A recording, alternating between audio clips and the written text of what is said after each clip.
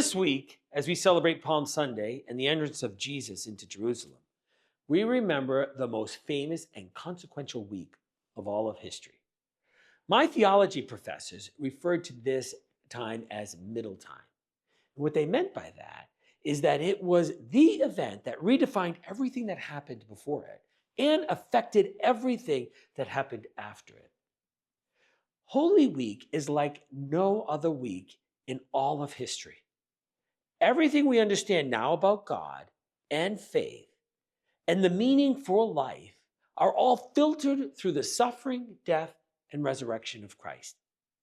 Even what we understand about who Jesus was when he walked and taught his disciples are filtered through the lens of this week. We call it the Paschal Mystery, Jesus' suffering, death, and resurrection. And as a matter of fact, the very early teachings of the apostles were not Jesus' moral teachings, as important as they are, but the kerygma, or the good news, is that Jesus suffered, died, and rose to new life. And now we get a share in that experience. The Passion you read was a requirement in order for any of the writings to be considered the Gospels. The Gospels around now that are called like the Gospel of Thomas or the Gospel of Mary Magdalene or the Gospel of Judas, for that matter, did not contain the Passion narrative. And so the early church knew that Jesus' suffering, death, and resurrection were constitutive to understanding who Jesus was and who he is.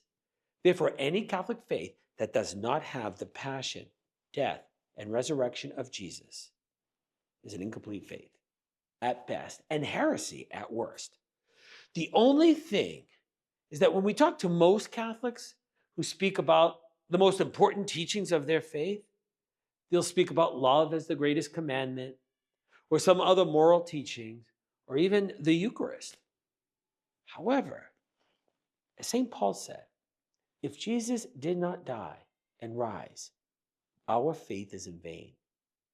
This weekend is the key to our faith life and our understanding of Christianity. And as a priest once said to me, that Paschal mystery, the suffering, death, and resurrection of Christ that we celebrate this week, is not just something we learn about, not just something we keep in our heads, not just something we memorize, but it's something we live. We hold dear to the belief that suffering and death are not the end of the story now. That all of that is not meaningless.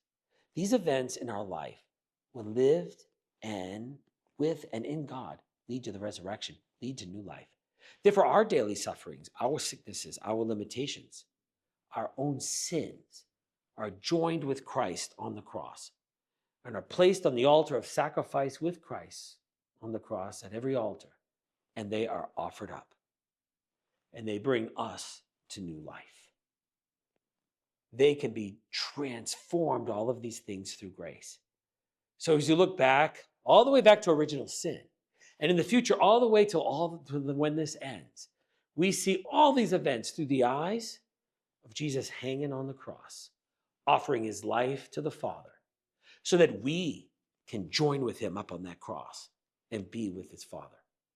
So this is not just one week among many of weeks. This is Holy Week. This is the week that made us Christians and made us a people of God. And it's at the sacrifice of him who loved us to the end. Have a holy, holy week. God bless.